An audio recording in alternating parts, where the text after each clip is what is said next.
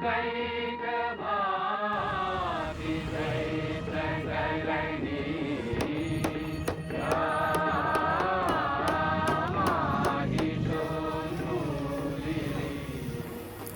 বাঙালিরা একটু তাড়াতাড়িই ওঠে, কারণ আজ মহালয়ার ভোর।